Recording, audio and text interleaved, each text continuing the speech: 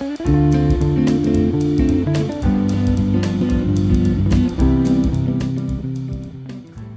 sciences sociales doivent-elles s'intéresser davantage à la psychologie, à la biologie, aux neurosciences? C'est une question récurrente que nous avions déjà traitée dans la première interview avec Gérald Bronner notamment. C'est aussi un débat un peu plus compliqué que ce qu'il peut paraître. Dans son ouvrage La nature du social, mon invité pour cet épisode, Laurent Cordonnier, propose un exposé détaillé de ce que la sociologie peut apprendre des sciences de la nature humaine, comme il les appelle. Il n'oublie pas de rappeler que la fertilisation peut aussi se faire dans le sens inverse. La convergence des savoirs qu'il esquisse est prometteuse.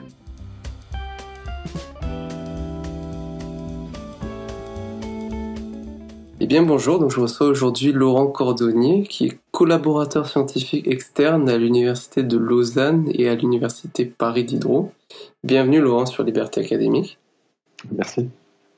Donc vous êtes sociologue, vous avez reçu votre doctorat en 2016 qui était délivré par l'Université de Lausanne.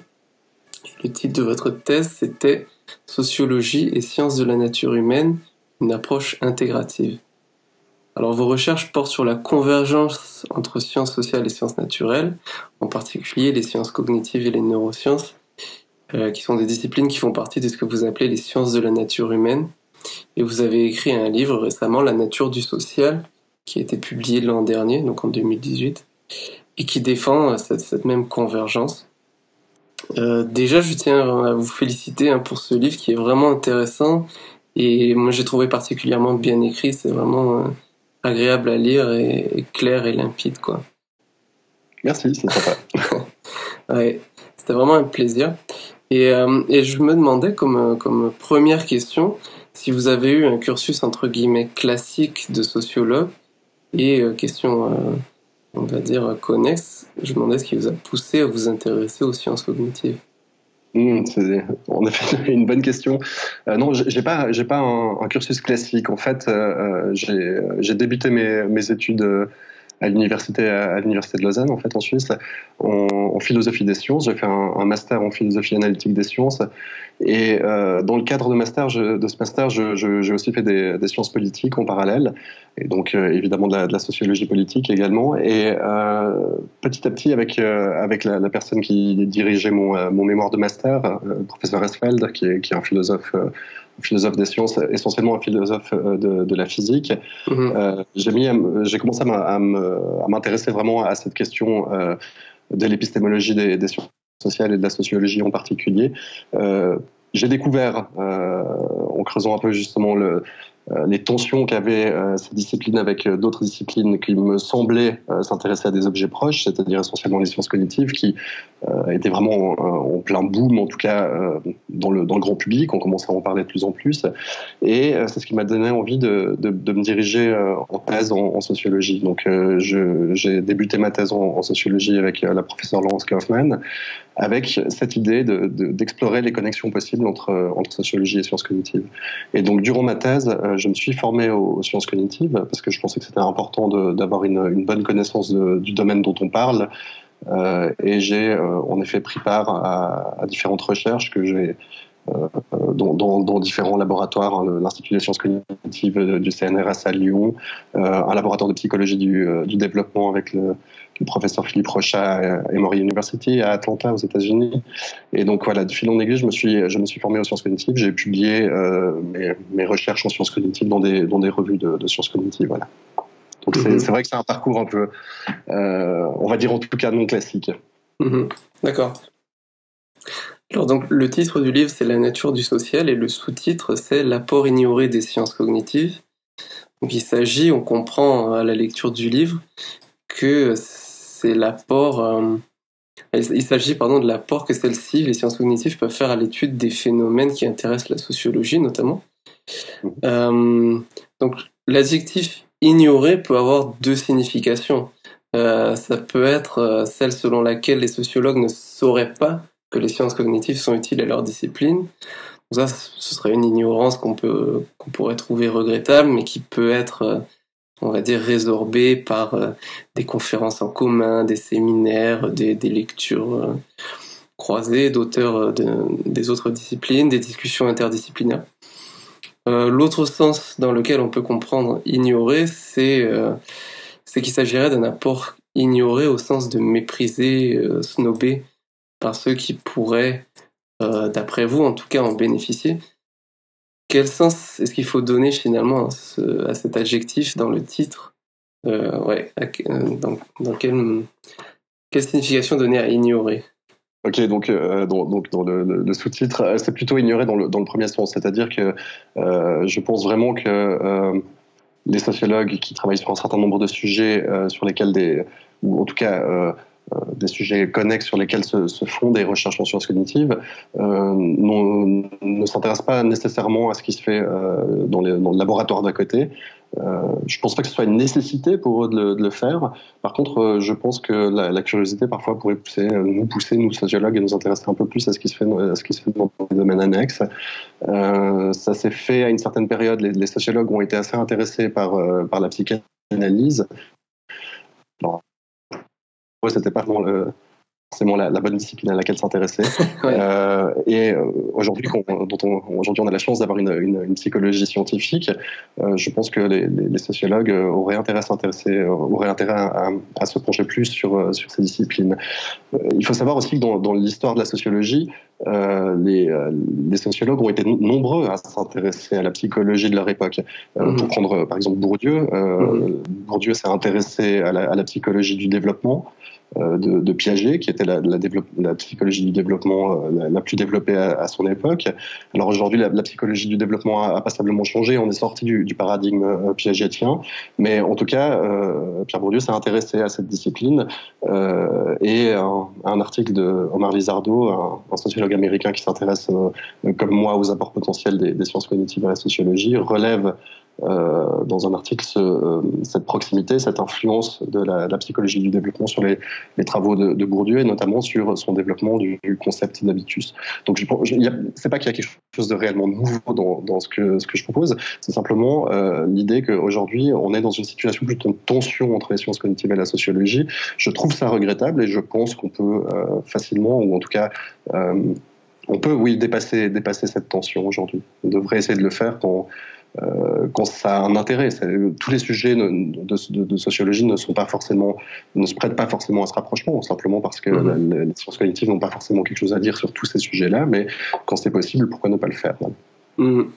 Ouais. J'appuie peut-être là où ça fait un peu mal, mais si c'est simplement une ignorance au sens de, disons, manque de conscience, on a peut-être du mal à voir où est vraiment la tension. Est-ce que c'est vous voyez ce que je veux dire? Oui, je vois. Et en effet, il y a aussi évidemment ce deuxième sens d'ignorer, si on parle là-dessus. Certains sociologues, de loin pas tous, je pense que la grande majorité des sociologues ne s'intéressent pas simplement pas aux sciences cognitives, n'ont pas un avis sur les sciences cognitives en particulier, donc c'est pas une ignorance ou un dédain pour ces sciences-là, ou pour les autres sciences de la nature humaine d'ailleurs. Par contre, c'est vrai qu'on rencontre au sein du champ parfois des discours qui sont très critiques à l'égard des sciences cognitives. Alors on a évidemment le droit, et c'est même presque un devoir de critiquer les sciences qui traitent d'objets proches des nôtres. Par contre, chez certains de ces chercheurs, on constate qu'ils ne connaissent pas forcément très bien la discipline qu'ils critiquent. J'ai eu l'occasion de participer à des conférences où des sociologues attaquaient vertement ce qu'ils appelaient les sciences cognitives sur différents domaines, et ont réalisé que c'était une espèce de psychologie du 19e siècle, et pas du tout les sciences cognitives telles qu'elles sont aujourd'hui. Donc, bien sûr qu'il y a une part d'ignorance. Je pense aussi qu'il y a une part de crainte, il me semble que je l'évoque brièvement dans le livre, il y a une part de crainte aussi de la part des sociologues de se faire voler leurs objets d'étude. Les sciences cognitives s'intéressent de plus en plus aujourd'hui à des questions de cognition sociale, s'intéressent à des sujets qui peuvent être vraiment très très proches des sujets traditionnels de la sociologie ou de l'anthropologie, et du coup on peut imaginer que certains chercheurs en sociologie ont peur de se faire voler leurs objets par une science qui a les atours du moins d'une science plus robuste, plus dure, alors que les sciences sociales seraient des sciences molles, des sciences souples, si on ne veut pas utiliser d'adjectif péjoratif. Mais quoi qu'il en soit, en effet, les sciences cognitives, entre autres aussi par leur lien très étroit avec les neurosciences, la psychologie du développement, de l'évolution, pardon, à une image publique de sciences plus dures. Hein. Et donc ça peut encourager en effet éventuellement les institutions qui attribuent les fonds de recherche à encourager davantage les sciences cognitives que la sociologie. Alors, c'est ce qui serait une erreur, à mon avis, évidemment, mais peut-être que certains sociologues anticipent ce genre de mouvement et craignent que la sociologie soit dépréciée par un rapprochement éventuel avec les sciences cognitives. D'accord. Ok. Voilà, donc on peut parler, disons plus spécifiquement du reste de l'ouvrage, parce que ces questions, on va dire, agonistiques, constituent une petite partie seulement de ce que vous discutez. Donc, votre thèse principale, en fait, dans cet ouvrage, si je dis pas de bêtises, c'est que l'évolution... En fait, là, je vais pas dire de bêtises parce que je me rends compte que je vais vous citer. Donc, en tout cas, ce sera pas mes bêtises.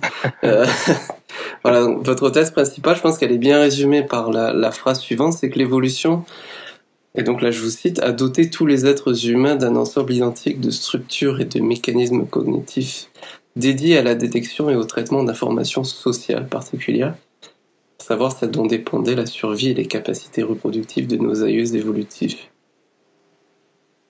Voilà. Est-ce qu'on peut élaborer un peu sur cette... Voilà, oui, alors je suis tout à fait d'accord avec cette citation, ça vous surprendra pas. Oui, en effet, alors ça c'est ce que montrent les sciences cognitives aujourd'hui, c'est que nous sommes dotés d'un ensemble de mécanismes de traitement de l'information sociale. C'est pas surprenant, l'environnement social constitue une part importante de l'environnement naturel de nos aïeux évolutifs, et d'ailleurs toujours également de nos cousins actuels, les primates non humains actuels. Et donc, c'est vraiment, ça ne sera pas une surprise pour quiconque s'intéresse à la biologie de savoir en effet que nous avons été sélectionnés sur notre capacité à nous mouvoir de façon efficace dans notre environnement social, comme d'autres mécanismes cognitifs nous permettent de nous mouvoir de façon efficace dans notre environnement biologique. Et effectivement, toute une batterie de compétences cognitives ont été sélectionnées au sein de notre espèce, mais pas uniquement. Il y a tout un chapitre que je consacre aussi à la primatologie. Nos cousins non humains possèdent un certain nombre de compétences cognitives, de cognition sociale, extrêmement proches, si ce n'est similaires aux nôtres. Donc oui, en effet, l'environnement social fait partie de notre environnement naturel. C'est vraiment quelque chose sur lequel je voulais insister. Les faits sociaux, les relations sociales, le tissu complexe de liens sociaux qui nous unissent avec les autres membres du groupe sont aussi solides d'un point de vue ontologique, aussi rigides que notre environnement physique. Donc évidemment que notre cognition a évolué pour faire face à la demande de traitement de ce genre d'informations. Mmh. Oui, donc l'environnement social a contribué à la fois à la sélection naturelle et à la sélection sexuelle dans le processus évolutif humain. Enfin, disons, pré-humain.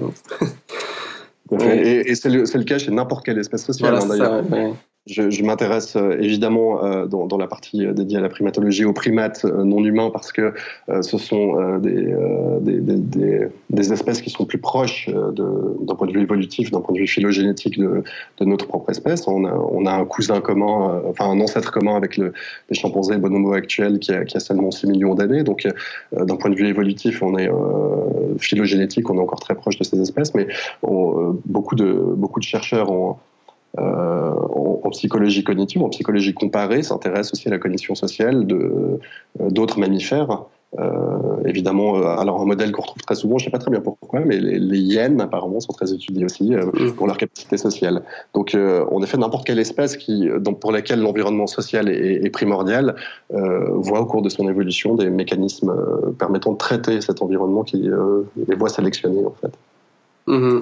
Il y a vraiment le fait de vivre dans des groupes plus ou moins grands fait que les individus qui sont qui sont davantage capables de naviguer justement toutes ces interactions-là, sont avantagés en termes de survie, en termes de reproduction. Et si on est un peu plus spécifique, quel genre justement de structure et de mécanismes cognitifs que vous mentionniez dans la phrase que je citais existe en conséquence de ces processus évolutifs. Ouais.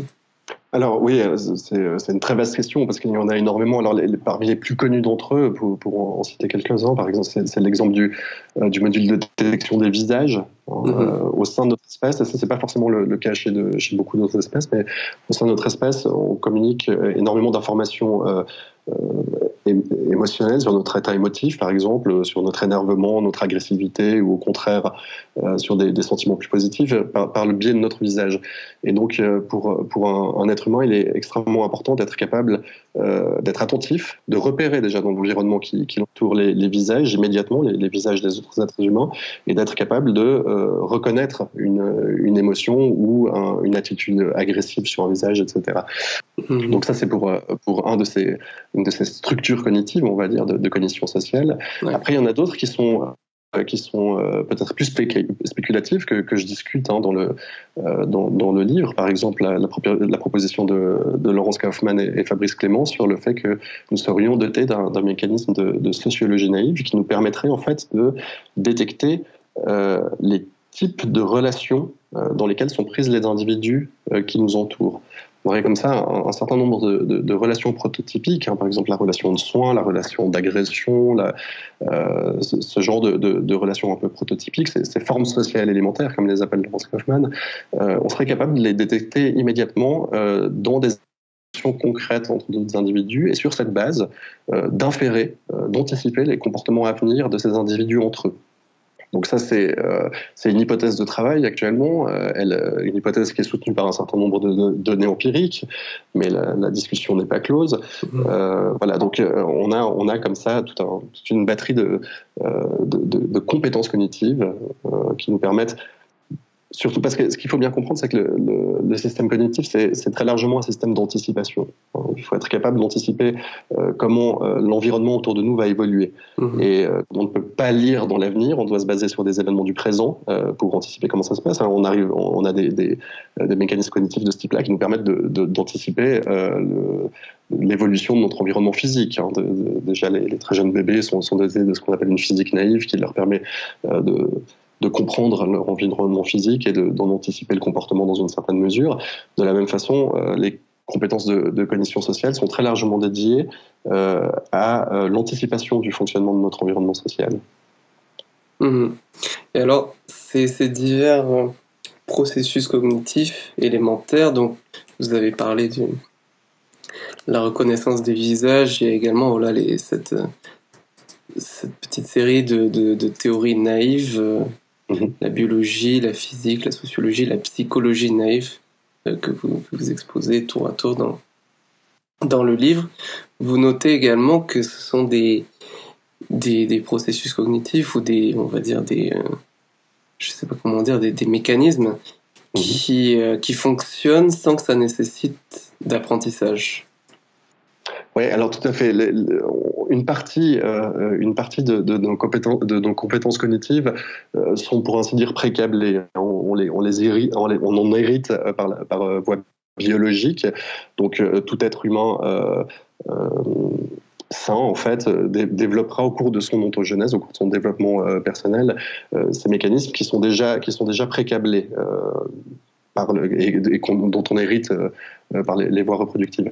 Bon, par contre, ce qu'il faut bien voir, c'est que c'est pour ça que j'aime pas parler d'inné, de capacité innée, parce que ça sous-entendrait que l'enfant qui naîtrait aurait déjà toutes ses capacités achevées, qu'elle n'aurait pas besoin de se développer, etc. Non, c'est aujourd'hui sur ces différents modules ou ces différentes capacités cognitives, comme ces différentes théories naïves, on sait qu'elles se développent au cours de l'enfance, mais bien sûr, pour qu'elles se développent, encore faut-il que l'enfant, le bébé, soit exposé à des stimuli normaux pour un enfant, pour un jeune être humain, en fait.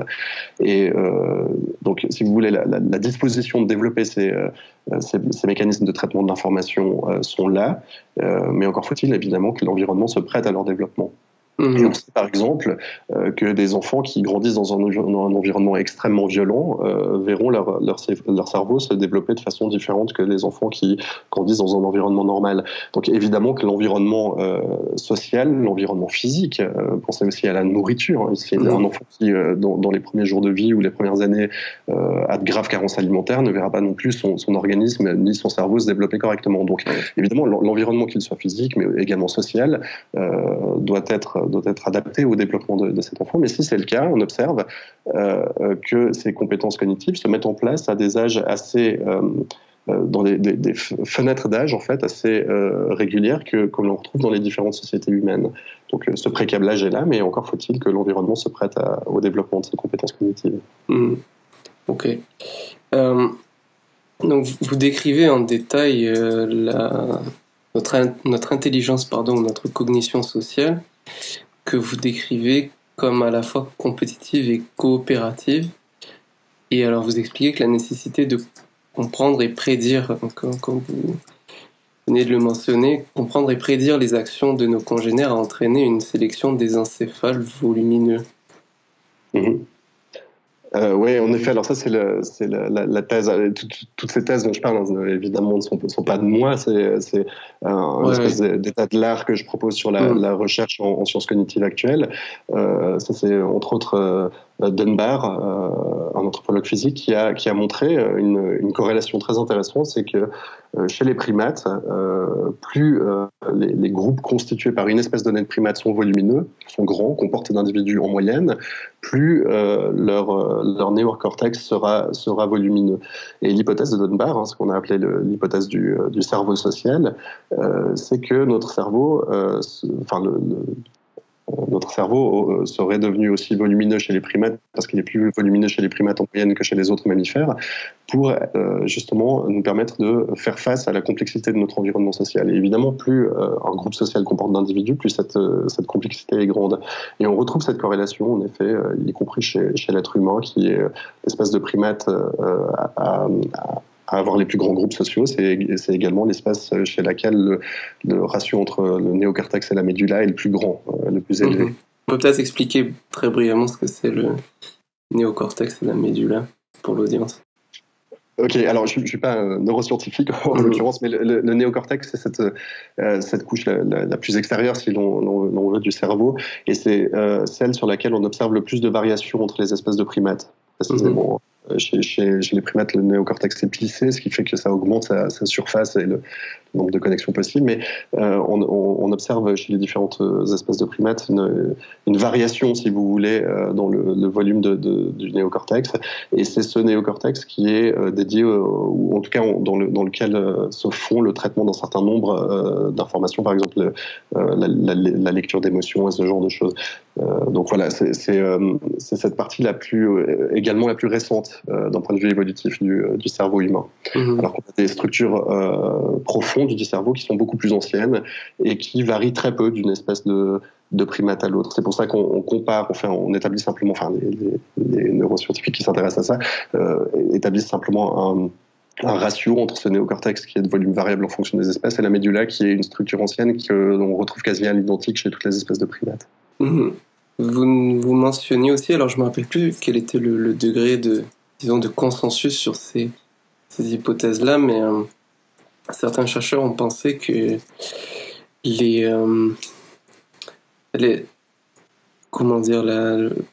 l'étroitesse des relations, notamment entre les parents d'enfants, ont aussi contribué à augmenter le volume cérébral. Et il y a aussi un moment brièvement, je crois, où vous mentionnez que, en quelque sorte, au moins dans les groupes sociaux à l'époque où il y a un certain temps, peut-être il y a des centaines de milliers d'années, des groupes sociaux de quelques dizaines ou centaines, je sais pas, d'individus,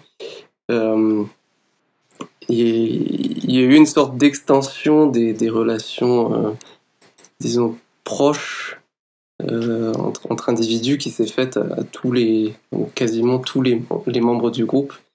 Et donc, il fallait pour chacun, comme ça, garder une sorte de conscience de tous les individus.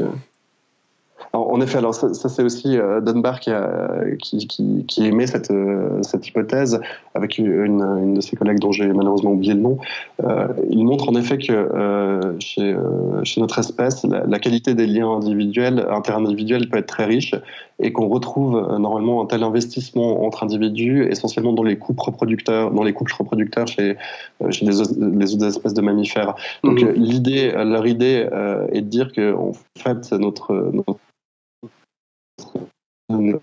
très lumineux nous permet de gérer des relations très très fines avec un grand nombre d'individus. Ce qu'il faut comprendre, c'est qu'en fait, dans un groupe de primates, il est extrêmement important d'être capable de reconnaître individuellement tous les membres du groupe, parce que et de garder en mémoire un grand nombre d'informations sur chacun de ces individus. Ça a été largement montré par Franz de Waal, par exemple, chez les chimpanzés, mais par bien d'autres primatologues depuis, sur beaucoup d'espèces d'ailleurs.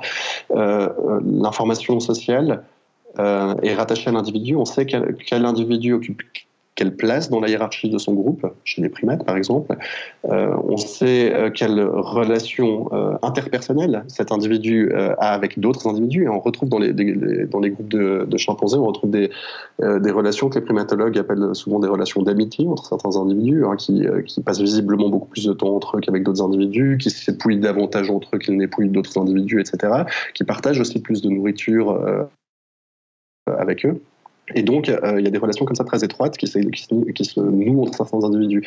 Et pour pouvoir être capable d'anticiper le comportement des autres dans une situation donnée, par exemple une situation de tension sociale où de la nourriture est découverte mais pas en quantité suffisante pour tous les individus du groupe, il est extrêmement important d'être capable de savoir comment vont réagir les autres individus. Donc si dans le groupe social un chimpanzé donné voit deux autres chimpanzés qu'il sait être amis entre eux, se diriger vers la nourriture, il sait qu'il ne pourra pas entrer en compétition avec les deux en même temps. Donc ça, c'est toutes des observations qui ont été faites, et des choses qui ont aussi été testées en laboratoire par les primatologues. Donc cet individu, à ce moment-là, anticipera que la nourriture pour lui est perdue, parce qu'il se retrouve face à une coalition au sein de son groupe contre laquelle il ne veut pas lutter. Bon, donc voilà, on comprend très vite que le réseau des relations interindividuelles est extrêmement complexe dans un groupe de chimpanzés, et encore évidemment d'autant plus chez les êtres humains qui composent des groupes bien plus grands, et qu'il faut être capable pour l'individu, l'individu doit être capable d'avoir en tête toutes ces relations, aussi les relations familiales qu'il y a entre les individus. Et il a besoin il a besoin de toutes ces informations pour pouvoir anticiper la façon dont les autres vont se comporter, et du coup pour savoir lui-même comment il doit se comporter dans une situation donnée. Et donc au sein de ces grands groupes,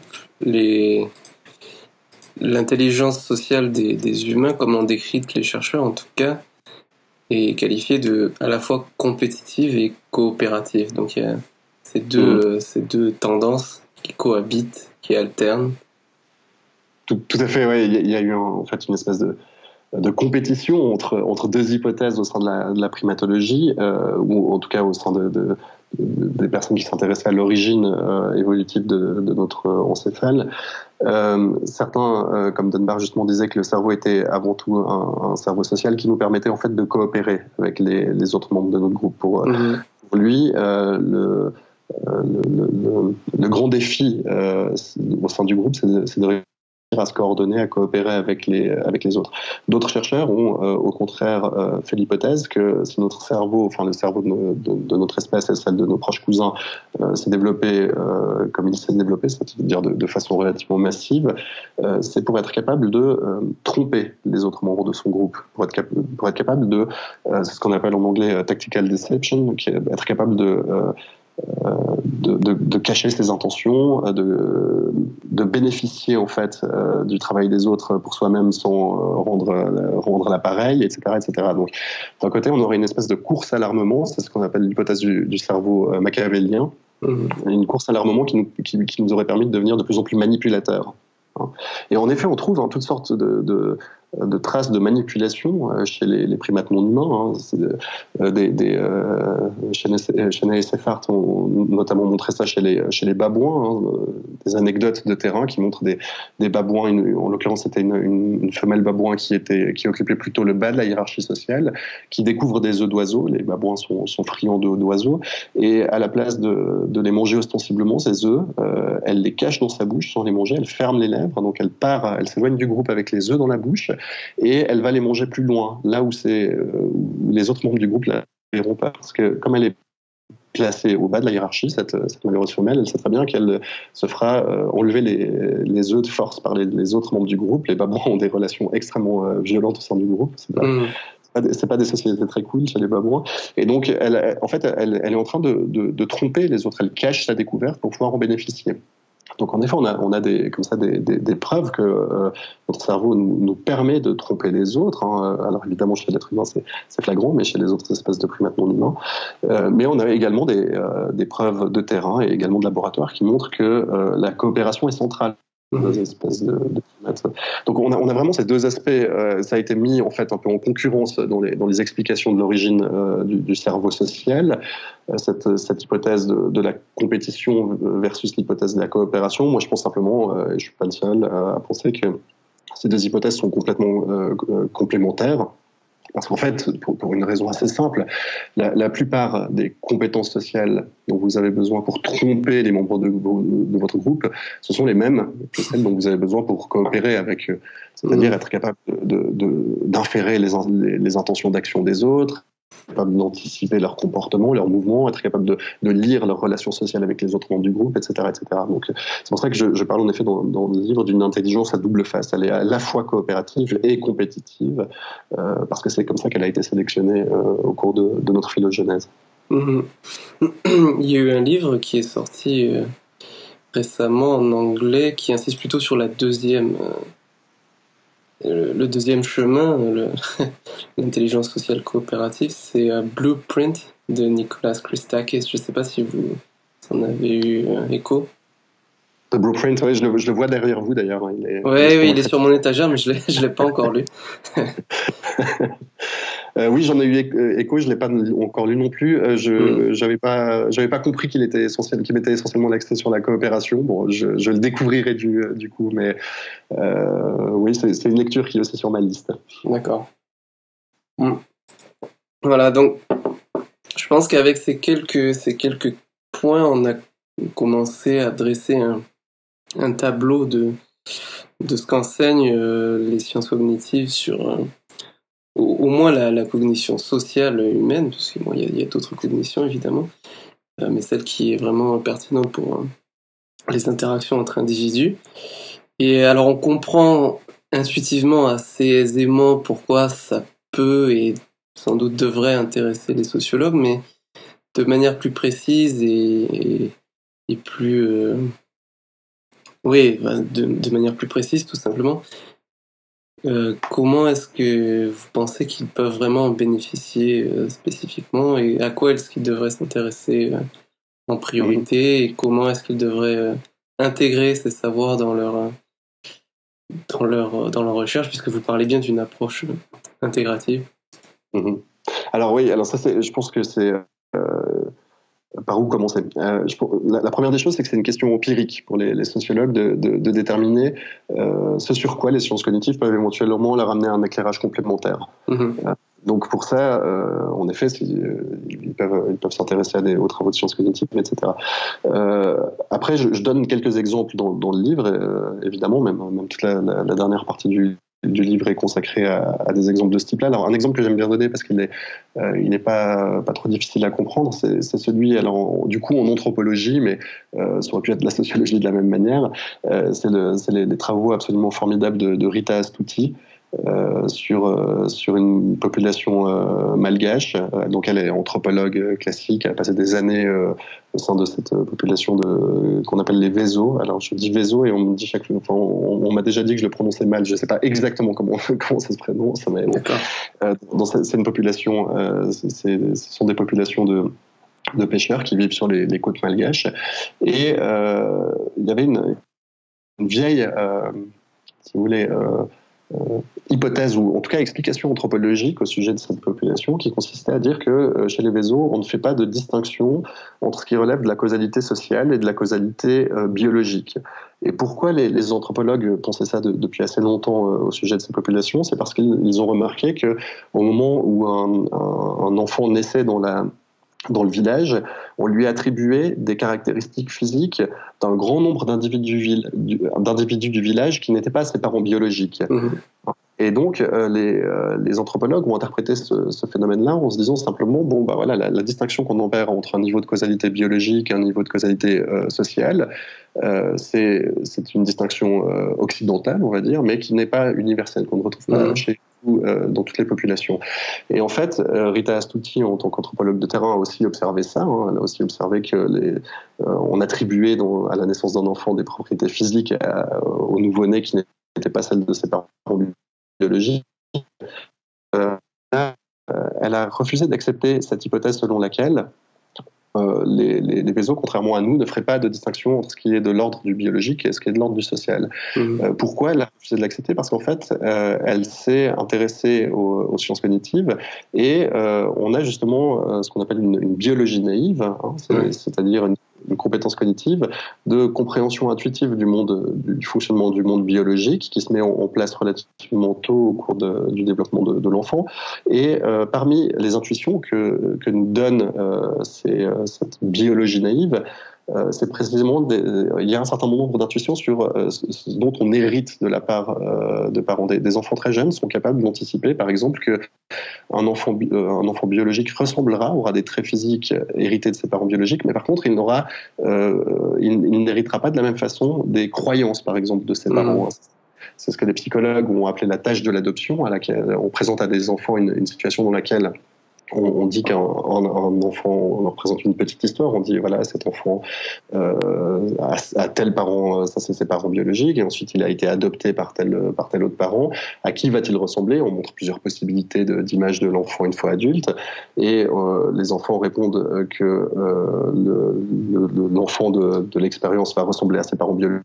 Par contre, quand les psychologues demandent aux jeunes participants d'anticiper les croyances qu'aura une fois adulte cet enfant, ils manifestent clairement que les croyances que cet enfant aura seront celles de ses parents d'adoption et non de ses parents biologiques. Donc ces enfants ont une intuition du fonctionnement de l'héritage, si vous voulez, font une distinction entre l'héritage biologique et l'héritage social. Et donc Rita Astuti se dit, c'est étrange, les Vésos n'auraient pas ça. Et en fait, qu'est-ce qu'elle fait? Elle fait venir simplement des psychologues du développement à Madagascar, elle adapte avec eux les tâches, la tâche de l'adoption que je viens de vous décrire brièvement, au contexte culturel pour que cette tâche fasse sens auprès de la population auprès de laquelle ils allaient la passer. Et ce qu'ils observent, c'est que, en gros, les enfants, au même âge que les enfants occidentaux, les enfants Vésos opèrent les mêmes distinctions entre causalité biologique et causalité sociale. Donc, l'hypothèse que cette différence de causalité serait due en fait à une particularité culturelle occidentale qu'on ne retrouve pas partout, cette hypothèse ne tient plus puisque les enfants ont les mêmes réponses aux mêmes tests, si vous voulez. Et donc ça permet à Rita Astuti de proposer une explication anthropologique, purement anthropologique, plus fine et plus vraisemblable que celle qui était proposée jusqu'alors à ce phénomène qui consiste à trouver des ressemblances physiques chez les nouveau-nés avec des adultes autres du village que leurs parents biologiques. Et Rita Astuti propose l'hypothèse suivante, elle dit que c'est un mécanisme en fait chez les Vésos qui permet de rappeler aux parents biologiques que leur enfant n'est pas leur enfant, c'est l'enfant du village, c'est l'enfant de la collectivité. Et cette hypothèse anthropologique est cohérente avec toutes sortes d'autres données anthropologiques qu'on a sur les Vésos. Par exemple, les enfants ne mangent pas préférentiellement chez leurs parents, ils se déplacent ils forment des groupes d'enfants comme on en observe un peu partout dans le monde, et ils peuvent aller manger dans la maison de n'importe quel villageois, réclamer de la nourriture, etc. Ils ne dorment pas non plus systématiquement chez leurs parents, ils peuvent dormir chez d'autres adultes du village, etc. Donc il y a une insistance chez les Vésos et qui fait écho à une crainte, en fait, celle de la dissolution du lien social. Et il y a une insistance à rappeler aux parents biologiques que l'enfant appartient à tout le monde. Et donc, aller au moment où un enfant naît dans le village, aller rappeler à ses parents que cet enfant, en fait, il ne leur ressemble pas, mais il ressemble au village, c'est réinscrire l'enfant d'emblée dans l'entier de la communauté du village. Donc voilà, cet exemple permet de comprendre comment, à partir de connaissances issues de la psychologie du développement, en l'occurrence, une anthropologue pur jus, j'allais dire, a pu mettre en doute une hypothèse anthropologique, a pu la tester, la confronter, la réfuter et proposer une meilleure hypothèse strictement anthropologique. C'est pas une hypothèse psychologique ou quoi que ce soit, c'est vraiment une hypothèse explicative anthropologique. Et donc j'ai l'impression que là, on a vraiment eu un gain dans cette histoire-là, un gain de connaissance pour l'anthropologie. Mmh. Et de manière symétrique, vous rappelez aussi en fin de l'ouvrage que ce rapprochement, cette convergence entre sciences sociales et sciences de la nature n'est pas seulement susceptible de bénéficier aux sciences sociales, mais également aux sciences naturelles elles-mêmes. Oui, alors ouais, je pense que ça c'est très important. On est dans un. Le livre s'adresse plutôt à des gens qui s'intéressent à la sociologie ou qui en font eux-mêmes. Donc c'est vrai que j'ai plutôt insisté sur les apports possibles des sciences cognitives à la sociologie, mais étant moi-même sociologue, donc c'est ce qui m'intéressait. Mais évidemment que les sciences cognitives auraient aussi beaucoup à gagner à s'intéresser davantage aux sciences sociales et à la sociologie en particulier. En l'occurrence, c'est ce qui se passe dans le magnifique exemple de Rita Astuti, parce que ce que découvrent aussi les chercheurs au moment où ils font passer aux enfants la tâche de l'adoption, aux enfants véso, c'est que les enfants véso développent bien la même intuition que les enfants occidentaux quant à la différence entre une causalité biologique et une causalité sociale, mais ils le font un peu plus tard que les enfants occidentaux. Et donc ça nous apprend quoi ? Ça nous apprend qu'un environnement culturel qui insiste sur l'absence de cette différence va pas réussir à entraver le développement d'une compétence cognitive précablée, mais par contre va en ralentir l'apparition. Mmh. Donc ça, c'est un gain empirique pour les sciences cognitives. Hein. On a réellement appris quelque chose là. Les sciences cognitives s'en sortent réellement enrichies, tout comme l'anthropologie en l'occurrence. Donc évidemment, les sciences cognitives auraient aussi intérêt à se pencher davantage sur les travaux des sociologues. Ne serait-ce que pour ce qui est de leur définition de ce qu'est le social. Hein. Souvent, le social est opérationnalisé dans les expériences de sciences cognitives par une co-présence d'individus. Le social, c'est dès lors qu'il y a deux individus impliqués dans une expérience, par exemple. C'est pas forcément une définition fausse du social, mais en tout cas, elle n'est pas très très riche. Et peut-être que les sociologues pourraient leur amener un éclairage plus fin sur certains de leurs protocoles expérimentaux, sur certaines de leurs hypothèses. D'ailleurs, c'est ce que j'avais constaté à l'Institut des sciences cognitives du CNRS à Lyon. Quand je suis arrivé, la réaction à laquelle j'ai eu droit, c'était « Ah chouette, il y a un sociologue, il va pouvoir répondre à certaines de nos questions. » Alors bon, malheureusement, je n'ai pas été capable de répondre à toutes leurs questions, mais eux manifestaient réellement un intérêt en se disant « Tiens, la sociologie va pouvoir nous aider à mieux formuler certaines questions » ou qu'est-ce qu'on sait en sociologie sur ces questions-là, etc. Donc il y avait un intérêt de leur part. Et je pense qu'il faudrait encourager aussi cet intérêt de leur part. Les sociologues pourraient avantageusement collaborer avec eux sur certaines questions. Un autre exemple de convergence, vous l'avez déjà cité brièvement au début de notre discussion, et il est également parfois mentionné par Gérald Bronner, c'est que l'habitus de Bourdieu, on peut le comprendre en fait en termes de sciences cognitives, dans le sens où les expériences répétées qu'un individu peut avoir vont influer tout simplement sur l'état physique de son cerveau, et donc vont venir créer une sorte... vont venir simplement modifier la manière dont certaines connexions sont faites dans le cerveau et vont peut-être favoriser certains comportements et en inhiber d'autres. Oui, absolument. Pour Bourdieu, d'ailleurs, il utilise ce terme. Pour lui, l'habitus est incorporé au sens non métaphorique. C'est-à-dire qu'il devient corps. C'est le social qui se fait corps. Qui s'imprime dans le corps des individus. Et en l'occurrence, où s'imprime-t-il ? Évidemment, il s'imprime dans le cerveau, pas uniquement, ça peut aussi s'imprimer de façon plus, peut-être moins marquante sur d'autres parties du corps, mais ça s'inscrit, c'est le social dans le cerveau des individus. Et ça peut se mesurer. Alors ça peut se mesurer par les méthodes sociologiques, hein, quand on mesure des différences de pratiques, de goût, ce genre de choses, comme l'a fait Bourdieu, l'ont fait Bourdieu et Passeron, on constate effectivement que des dispositions différentes ont été acquises. Mmh. Par contre, une question qui reste très très ouverte sur l'habitus, c'est sur la façon dont il s'acquiert, la façon dont il s'incorpore concrètement. Quelles sont les expériences socialisatrices les plus marquantes? Est-ce qu'il y en a déjà? Est-ce que tout fait habitus de la même manière? Est-ce que c'est la répétition simplement? Est-ce que ça doit s'accompagner?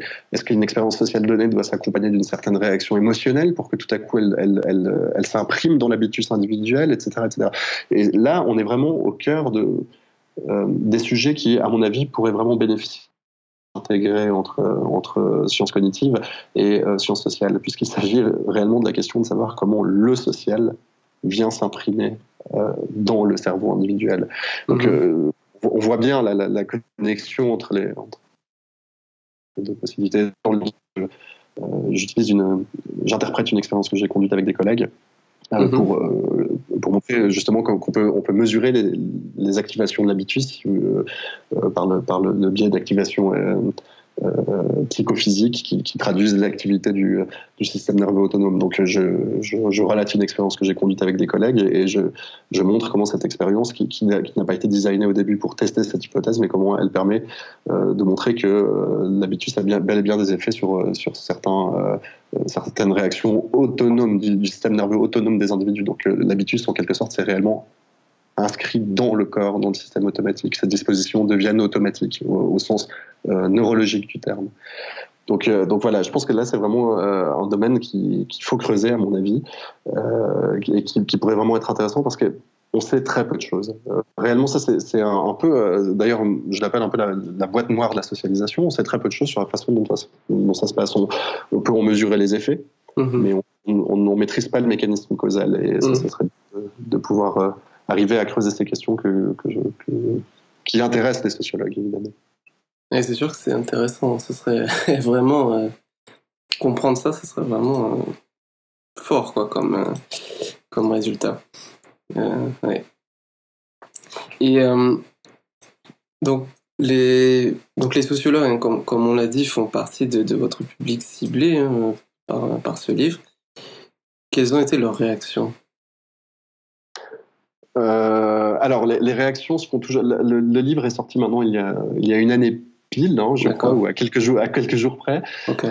Il y a une réaction intéressée, rapide de la part de la presse. J'ai eu de couverture de presse parce que c'est des questions qui pouvaient. Je crois que les journalistes ont cru en fait que ce soit la presse écrite ou la radio, ont cru qu'il y avait une polémique qui allait se jouer là parce que on va jouer la nature contre le social, on va montrer que des sociologues sont pas des scientifiques, etc. Bon, en fait, c'est pas ils ont été très très déçus par le manque de polémique. Donc parfois la polémique est dans le titre des articles, mais ils disent pas le chapeau. Bon, donc il y a eu un intérêt de la part d'une partie du public, mais les réactions de mes collègues sont plus longues à venir. Pourquoi? Parce que comment ça se passe simplement dans le domaine, c'est que il y a des recensions qui paraissent dans les revues du domaine, des revues scientifiques du domaine, et ça prend un temps fou simplement parce qu'il y a un embouteillage. Donc je sais qu'il y a des recensions qui sont en cours, qui sont en train de paraître, mais j'ai eu un certain nombre de réactions de collègues sociologues. Évidemment, celles qui me sont venues pour l'instant sont plutôt des réactions positives, c'est-à-dire de sociologues qui s'intéressaient à ces questions. J'ai eu des collègues qui m'ont dit que le livre a permis pour eux de démystifier en fait un peu ce qu'étaient les sciences cognitives, parce que c'est vrai que quelqu'un qui s'intéresse aux sciences cognitives comme ça de l'extérieur et qui veut en avoir un aperçu un peu suffisamment large pour comprendre en quoi ça consiste, mais en même temps suffisamment précis pour voir en quoi ça pourrait être intéressant pour lui en tant que sociologue, c'est vraiment pas facile à faire. Et donc du coup, j'ai eu pas mal de réactions de la part de collègues qui trouvaient ça intéressant de pouvoir voir simplement ce que disaient les sciences cognitives sur certains points qui pouvaient les intéresser. J'ai aussi, je vais aller discuter le mois prochain ou en décembre, je crois, avec dans un colloque de sociologues, un colloque de recherche justement, où la question du rapport entre les sciences de la nature et les sciences sociales sont se pose. Bon, bref, voilà. Donc les réactions sont en cours. J'ai pas eu de réaction agressive. J'ai pas eu d'attaque.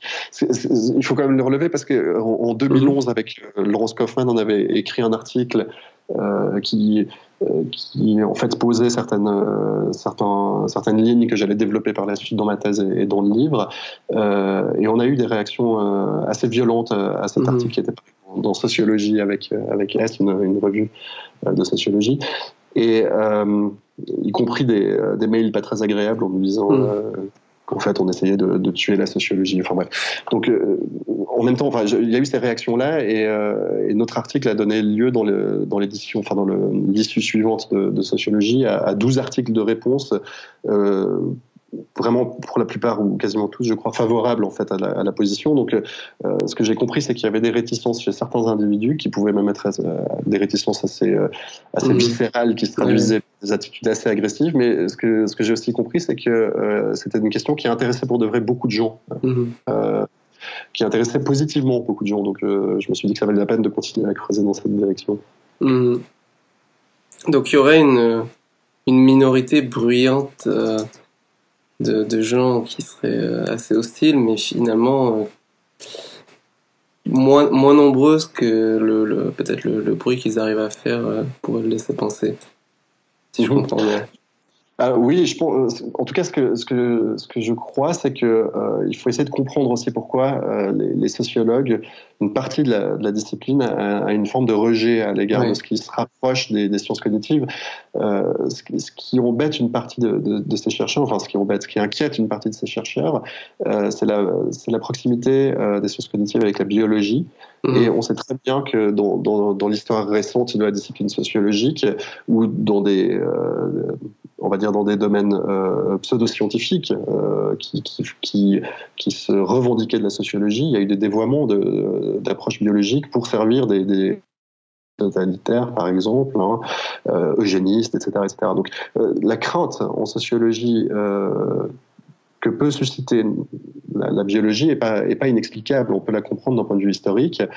Après, ce que montrent bien les personnes qui se sont penchées sérieusement sur la question, c'est le cas du sociologue Dominique Guillot, qui montre dans des articles absolument passionnants, qui sont passés un peu inaperçus, ça m'a beaucoup étonné, mais des articles absolument passionnants. Il montre à la communauté sociologique, en effet, l'histoire du rapport entre biologie et sociologie, et c'est une histoire vraiment complexe. C'est une histoire ancienne qui date des origines de la sociologie, et complexe parce que la biologie a été tour à tour repoussée, utilisée.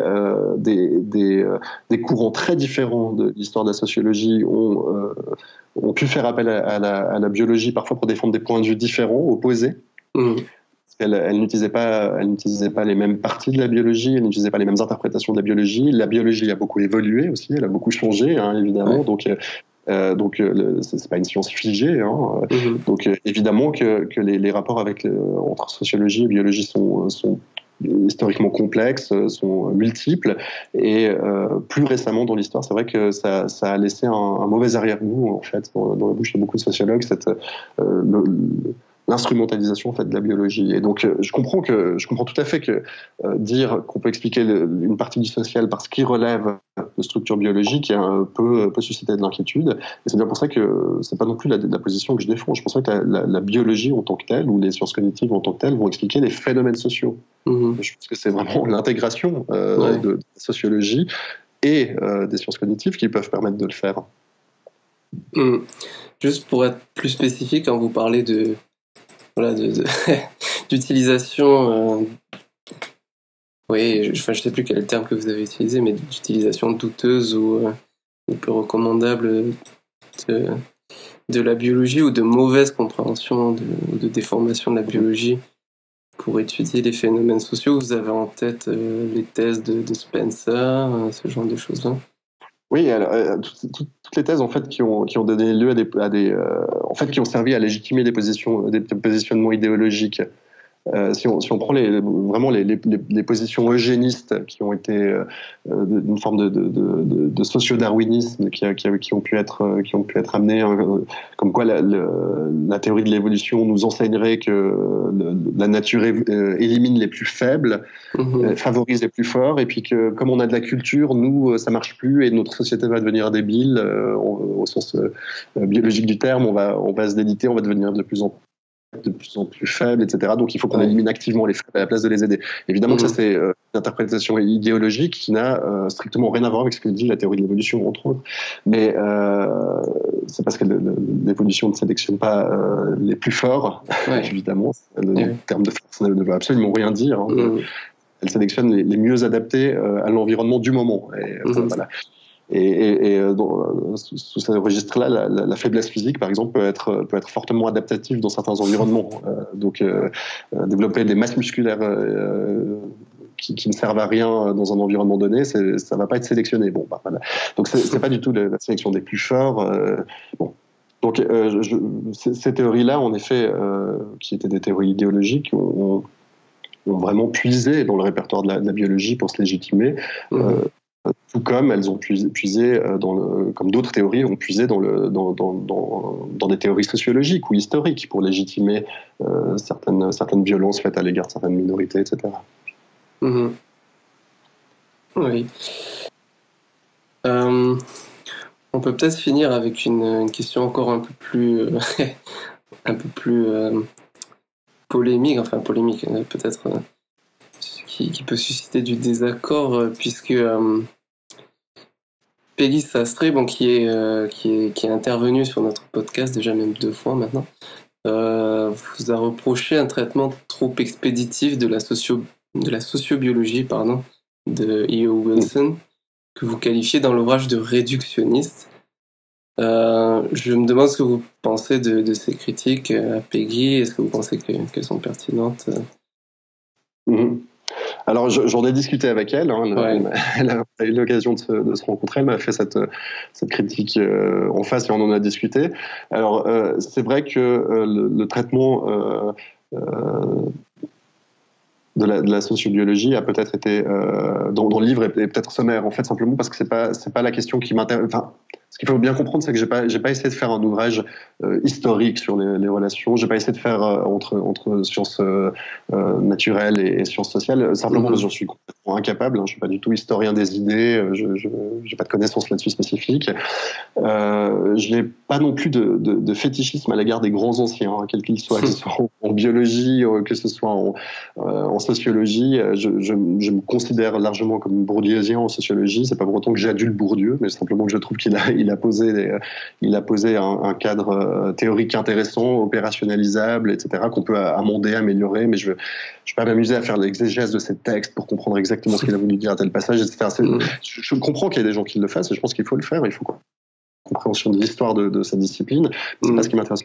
Donc c'est vrai que de la même façon, je ne suis pas plongé sur les détails. Ce que je constate, c'est que la sociobiologie a surtout insisté sur l'explication de grands invariants par des facteurs biologiques, on va dire, pas forcément cognitifs, mais ça peut être des facteurs génétiques, etc. Bon, je pense que c'est intéressant, mais à mon avis, en recourant à ce type-là d'explications, on n'arrive pas à faire ce type-là de facteurs, on n'arrive pas à fournir des explications qui soient complètes. D'accord. Contrairement à ce que c'est parfois avancé. Et c'est d'ailleurs ce que j'avais reproché à Peggy Sastre à ses propres travaux, reproché de façon constructive, j'espère. On a eu une discussion très positive et pas du tout agressive entre nous. Et j'espère qu'on aura l'occasion de rediscuter de ces questions. Et c'est ce que je présente au début du livre, justement, c'est un de ces travaux, en disant, bon voilà, à mon avis, c'est intéressant, on apprend des choses, mais il faudrait prendre en compte d'autres facteurs. Alors ça, c'est facile à dire, il faut toujours prendre d'autres facteurs en compte, on n'a jamais tout.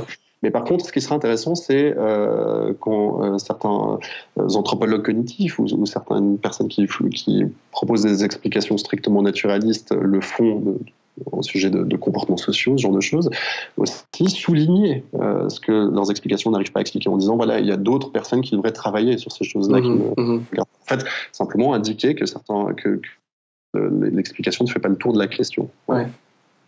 Très bien. Est-ce que, est-ce que j'ai oublié de vous interroger sur quelque chose d'important avant de conclure? Je sais pas, c'est à vous de me le dire, mais je crois qu'on a un peu survolé les grandes lignes de ce livre. Ouais. En effet. D'accord. Bah écoutez, on peut s'arrêter là dans ce cas-là. Merci beaucoup, Laurent. Merci à vous pour votre invitation. Ouais, merci d'être venu sur le podcast. Allez, merci beaucoup. Bonne soirée. Merci. Merci d'avoir écouté Liberté Académique. Nous sommes un podcast science, esprit critique et liberté.